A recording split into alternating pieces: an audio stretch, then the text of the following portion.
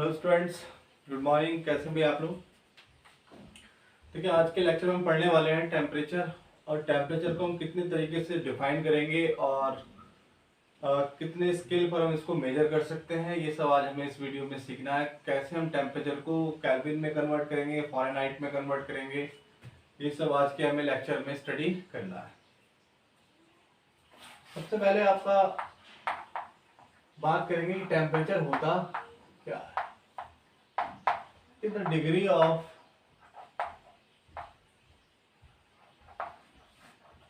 hotness and coldness is defined by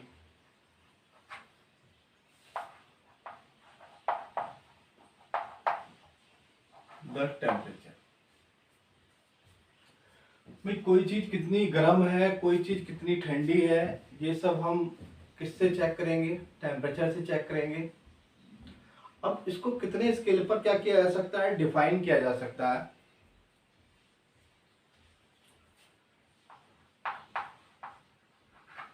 temperature defined on 3 scale. First है आपका degree Celsius. भाई, पहला क्या आपका डिग्री सेल्सियस में इसको हम मेजर कर सकते हैं। दूसरा आपका क्या है, केल्विन।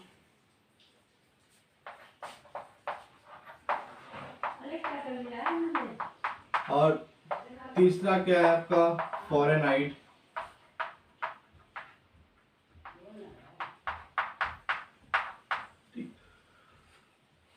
तो इतने स्केल पर हम 3 स्केल पर इसको हम क्या कर सकते हैं, मेजर कर सकते हैं।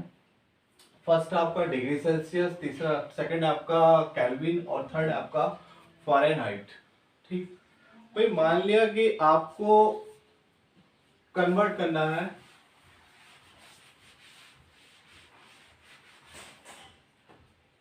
भाई, सबसे पहला आपका है,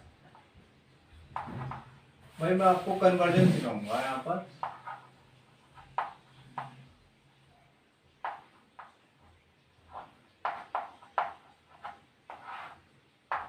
सबसे पहला कन्वर्जन हम बात करेंगे degree Celsius to Fahrenheit.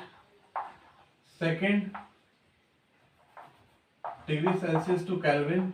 Second degree Celsius to Fahrenheit. यानी कि आपको अगर डिग्री सेल्सियस में कोई टेम्परेचर दिया हुआ तो आप उसे केल्विन में कैसे कन्वर्ट करेंगे।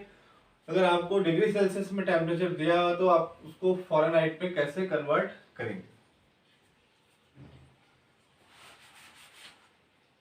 So first of all, degree Celsius to Kelvin. हम क्या पढ़ रहे हैं यहाँ पर, कन्वर्जन पढ़ रहे हैं। क्या फॉर्मूला होगा? देखिए, अगर डिग्री सेल्सियस में दिया है तो आप क्या करेंगे, केल्विन में कन्वर्ट करने के लिए उसमें 273 आप क्या करेंगे, ऐड कर देंगे। और जो आपका टेम्परेचर था डिग्री सेल्सियस में, वो किस में कन्वर्ट हो जाएगा, फ़ारेनहाइट में कन्वर्ट हो जाएगा। जैसे कि मैं क्वेश्चन ले रहा हूं, कन्वर्ट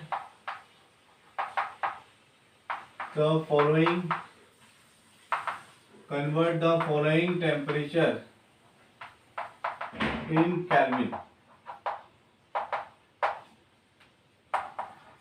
जैसे 27 डिग्री सेल्सियस है, 200 डिग्री सेल्सियस है, 300 डिग्री सेल्सियस है, 427 डिग्री सेल्सियस है। तो यहाँ पर आप फर्स्ट वाला देख लेते हैं।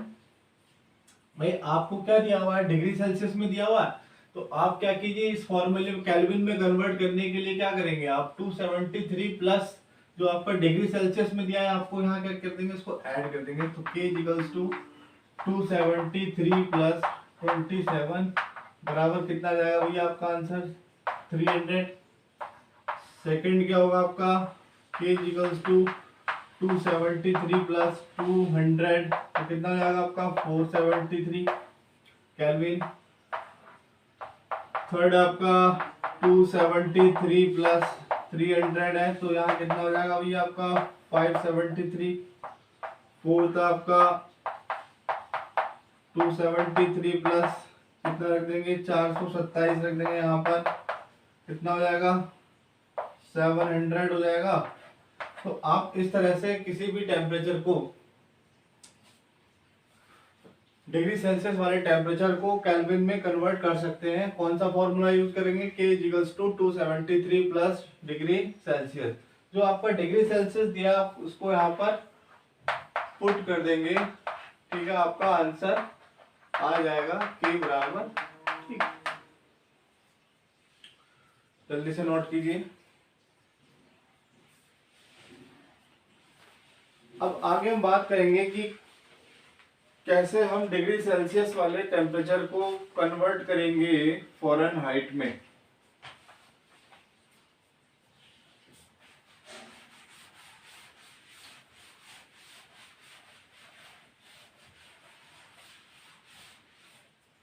इससे पहले हम देख लेते हैं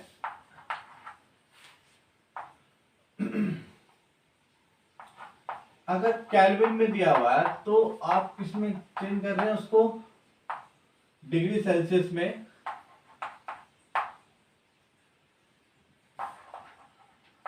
change Kelvin to degree Celsius.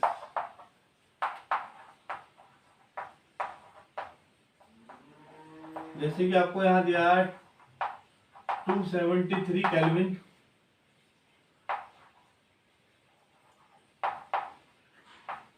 400 Kelvin, 200 Kelvin, 100 Kelvin. भाई फॉर्मूला क्या आपके पास, K equals to 273 plus degree Celsius. भाई आपको क्या करना है, ये वाला फाइंड करना है ना, आपको ये फाइंड करना है, और आपको ये क्या आपको गिवन है, तो गिवन वाले को यहाँ रख दीजिए, फाइंड कर लेंगे। तो यहाँ रख दीजिए फर्स्ट वाला आंसर, क्वेश्चन फर्स्ट। यहाँ पर देखिए अब केल्विन कितना है यहाँ पर 273, तो केल्विन की जगह क्या रखेंगे आप 273 रखेंगे बराबर 273 प्लस डिग्री सेल्सियस। इधर लेके आएंगे तो क्या होगा माइनस 273 माइनस 273 बराबर, तो डिग्री सेल्सियस कितना आ गया आपका 0 आ गया आंसर। सेकंड वाला देखिए 400 equals to 273 plus 273 plus degree Celsius. अब 400 माइनस कर लीजिए 273 बराबर, तो कितना आएगा आपका 127 आ जाएगा।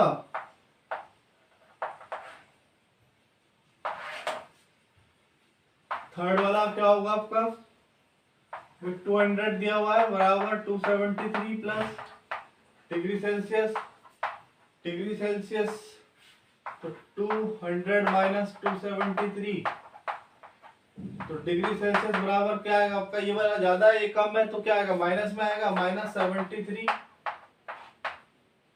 फोर्थ क्या दिया आपका 100 दिया, तो 100 minus 100 equals to 273 plus degree Celsius, तो 100 माइनस 273 डिग्री सेल्सियस, तो डिग्री सेल्सियस कितना आ गया यहाँ पर 173, किस में आएगा माइनस में आएगा आंसर। तो इस तरह से आप चेंज कर सकते हैं, केल्विन से आप डिग्री सेल्सियस में और डिग्री सेल्सियस से आप केल्विन में चेंज कर सकते हैं किसी भी टेम्परेचर को। जल्दी से नोट कीजिए। अब आपका जो थर्ड है वो क्या कि डिग्री सेल्सियस को आप फ़ारेनहाइट में कैसे चेंज करेंगे।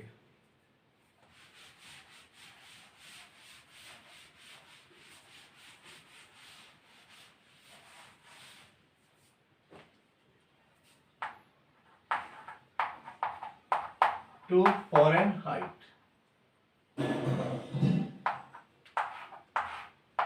ठीक, अब उसके लिए आपके पास फॉर्मूला है F equals to 9/5 into degree Celsius plus 32।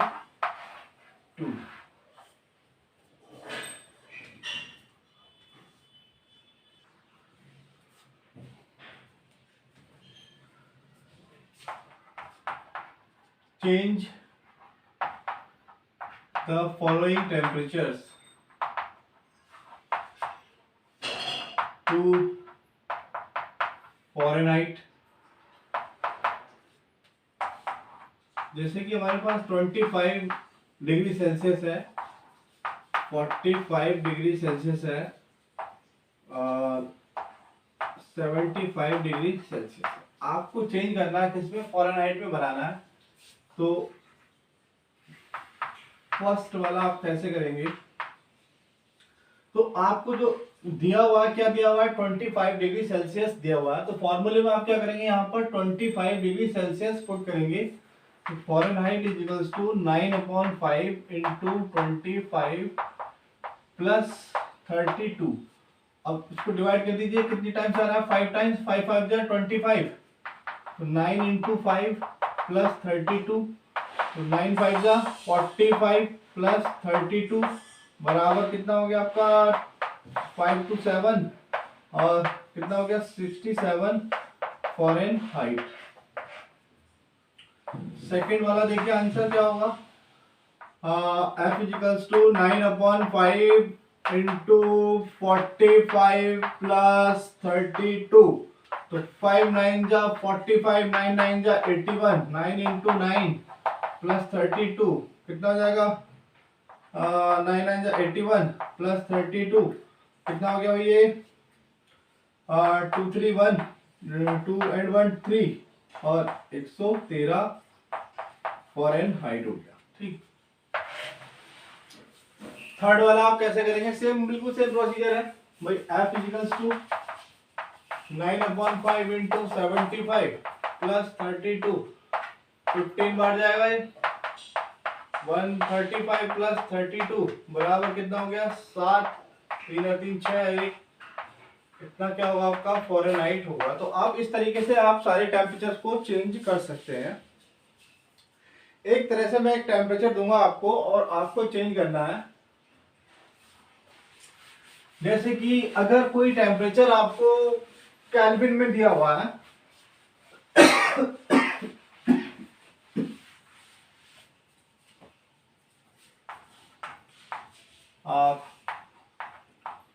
Kelvin to Fahrenheit change करना है, sorry,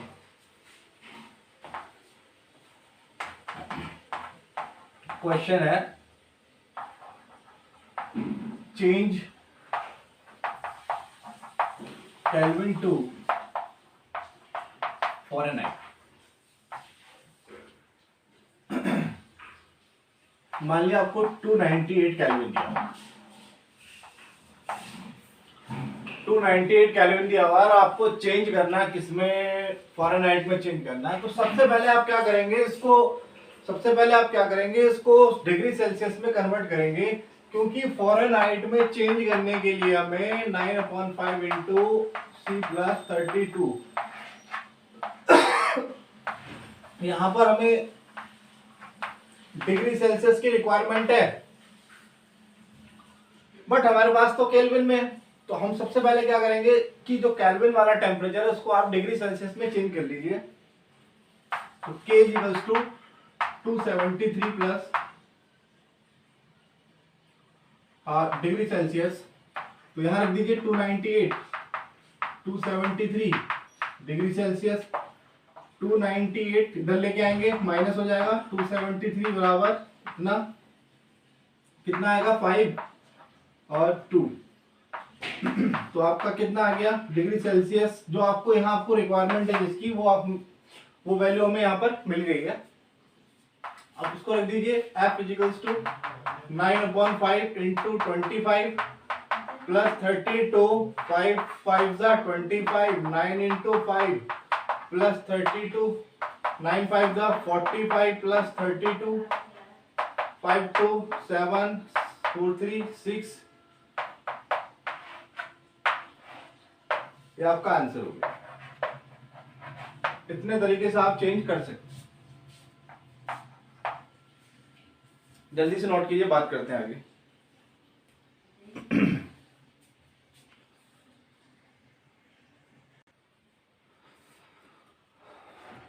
Now, new topic: vaporization and evaporation.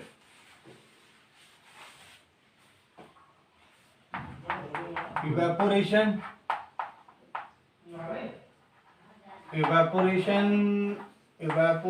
की बात करें, ठीक है। इवेपोरेशन क्या है कि जब भी कोई आपका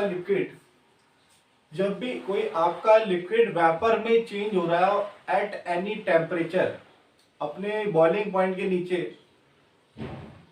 तो उसको हम क्या कहेंगे? इवेपोरेशन कहेंगे।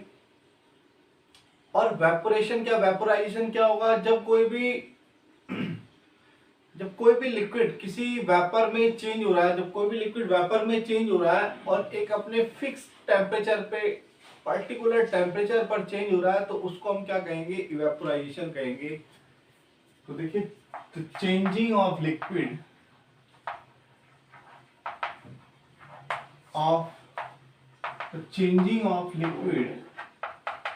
into vapor at any temperature below its boiling point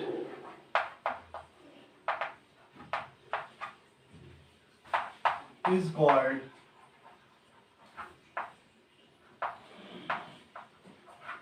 evaporation।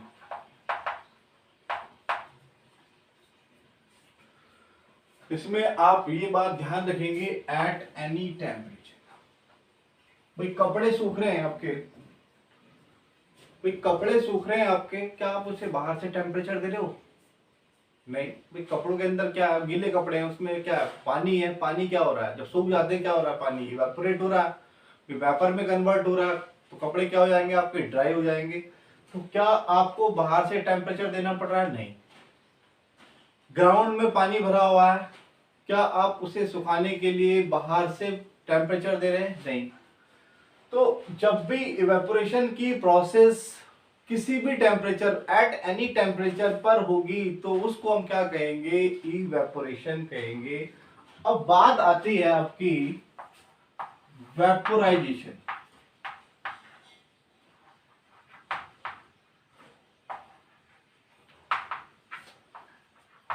Changing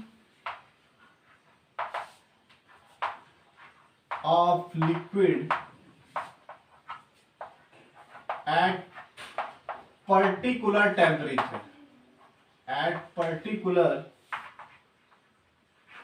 temperature into its vapor is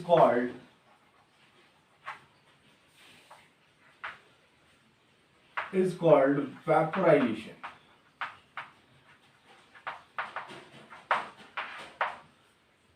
कोई दोनों में एक सिंपल डिफरेंस है, ये आपका एट एनी टेम्परेचर है और ये आपका एट पर्टिकुलर या एट फिक्स टेम्परेचर। एक आपका फिक्स टेम्परेचर पर होगा और एक आपका एनी टेम्परेचर पर होगा।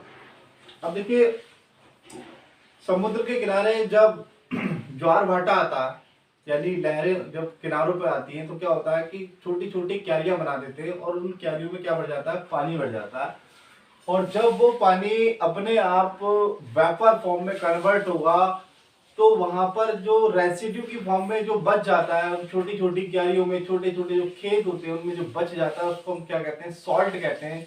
तो वहां क्या कैसी प्रोसेस हो रही है? इवेपोरेशन की प्रोसेस हो रही है। भाई हमें क्या टेम्परेचर तो बाहर से नहीं देना पड़ रहा है ना, तो जब भी आपकी इवेपोरेशन की, जब भी आपकी वेपरेशन, जब भी आपका कोई लिक्विड चेंज हो रहा है, किसमें वेपर में चेंज हो रहा है एट एनी टेम्परेचर पर, उसको हम कहेंगे इवेपोरेशन। और जब एक पर्टिकुलर या फिक्स टेम्परेचर पर होगा तो उसको हम कहेंगे वेपोराइजेशन।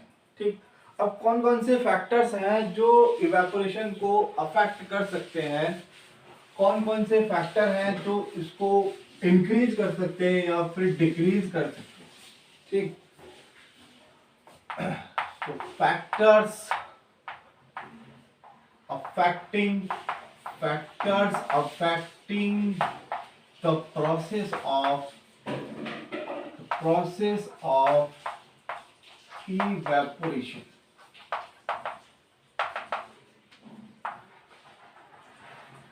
ठीक, सबसे पहला आपका टेम्परेचर। टेम्परेचर की बात करें, टेम्परेचर की बात करें भाई, गर्मियों में ज्यादा टेम्परेचर होता है, सर्दियों में कम टेम्परेचर होता है। और जो इवेपोरेशन का जो प्रोसेस है वो गर्मियों में क्या हो जाता है, फास्ट हो जाता है, और सर्दियों में क्या हो जाता है, स्लो हो जाता है। किसकी वजह से, टेम्परेचर की वजह से। टेम्परेचर इंक्रीज करेंगे तो इवेपोरेशन भी क्या होगा, इंक्रीज करेगा। टेम्परेचर अगर आप डिक्रीज कर रहे हैं तो इवेपोरेशन भी क्या कर रहा है, आपका डिक्रीज कर रहा है। ठीक, सेकंड आपका सरफेस एरिया। सरफेस एरिया, भाई सरफेस एरिया की बात करें तो जैसे कि मान लिया आपने एक प्लेट है, सॉसर में आपने पानी लिया, गर्म पानी लिया, और वही सेम इतने टेम्परेचर का गर्म पानी आपने कप में लिया, तो सॉसर का, प्लेट का जो सरफेस एरिया है वो ज्यादा है, और जो आपका कप का जो सरफेस एरिया है वो क्या है, कम है। तो जिसका सरफेस एरिया ज्यादा होगा, तो वहां इवेपोरेशन क्या होगा, फास्ट होगा। और इवेपोरेशन फास्ट होगा तो जल्दी क्या हो जाएगी, आपकी जो गर्म चीज है वो क्या हो जाएगी, ठंडी हो जाएगी। और जो सरफेस एरिया कम होगा तो वहां पर क्या होगा, आपका इवेपोरेशन क्या हो जाएगा, स्लो हो जाएगा, और उसको ठंडा होने में क्या लगेगा, टाइम लगेगा। तो सरफेस एरिया